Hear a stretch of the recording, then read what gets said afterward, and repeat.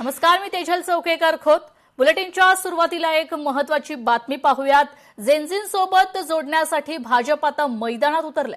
सणांच्या माध्यमातून भाजप तरुणांना आता साथ घालणार आहे. गोविंदांसाठी भाजपचा मास्टर प्लॅन तयार आहे.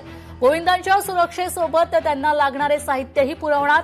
प्रत्येक नगरसेवकाकडे त्यांच्या वॉर्डमधील गोविंदा पथकांची जबाबदारी घेण्यात आलेली आहे.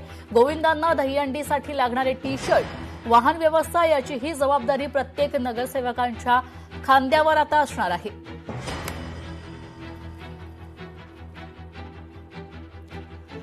पाहूया पुढील महत्त्वाची बातमी. परदेशात नोकरी करू इच्छिणाऱ्या भारतीयांना आता धक्का आहे.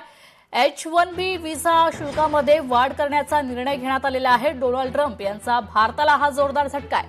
खरं तर सरकारने नवीन H-1B व्हिसासाठी $1,00,000 पेक्षा जास्त फी स्थायी करण्याचा प्रस्ताव दिला आहे. या प्रस्तावात जो निर्णय घेण्यात आला आहे तो भारतीयांना नोकरी देणाऱ्या कंपन्यांच्या खिशावर भारी पडू शकतो. अमेरिकन होमलँड सिक्युरिटी विभागानं नवीन H-1B व्हिसासाठी $1,03,265 फी प्रस्तावित केली आहे, जी भारतीय चलनात सुमारे $98,86,389 होईल.